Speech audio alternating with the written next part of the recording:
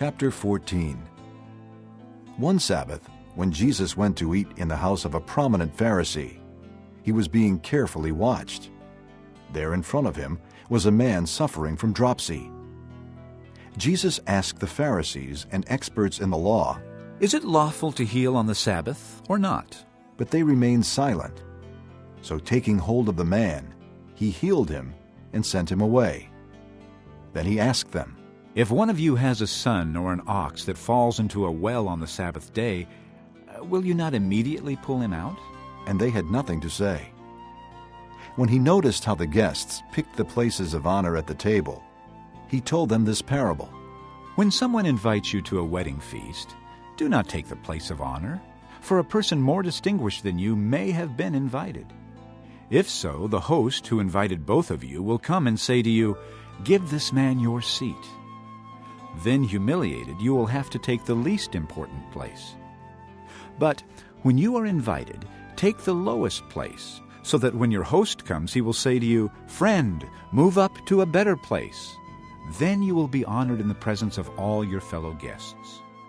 For everyone who exalts himself will be humbled, and he who humbles himself will be exalted.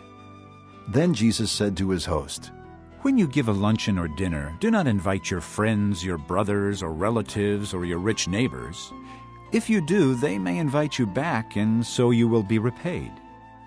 But when you give a banquet, invite the poor, the crippled, the lame, the blind, and you will be blessed. Although they cannot repay you, you will be repaid at the resurrection of the righteous. When one of those at the table with him heard this, he said to Jesus, "Blessed is the man who will eat at the feast in the kingdom of God."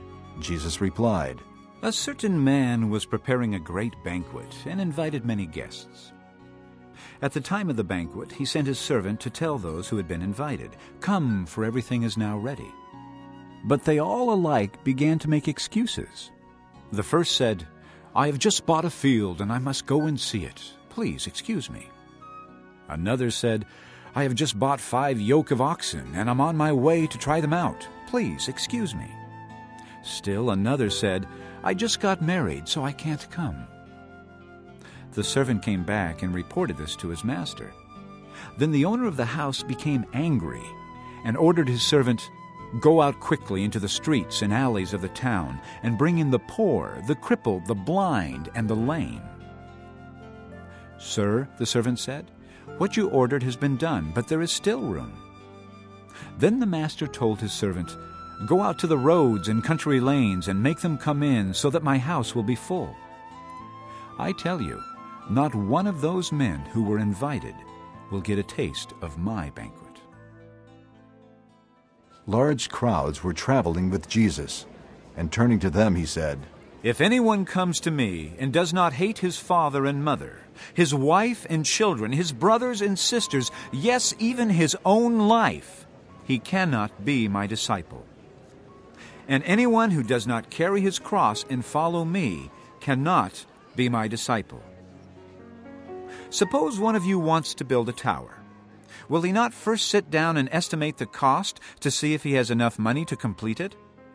For if he lays the foundation and is not able to finish it, everyone who sees it will ridicule him, saying, "This fellow began to build and was not able to finish."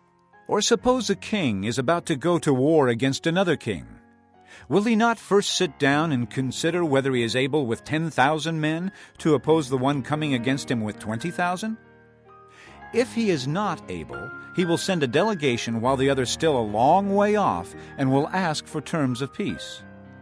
In the same way, any of you who does not give up everything he has cannot be my disciple.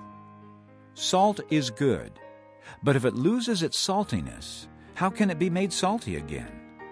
It is fit neither for the soil nor for the manure pile. It is thrown out. He who has ears to hear, let him hear. Chapter 14.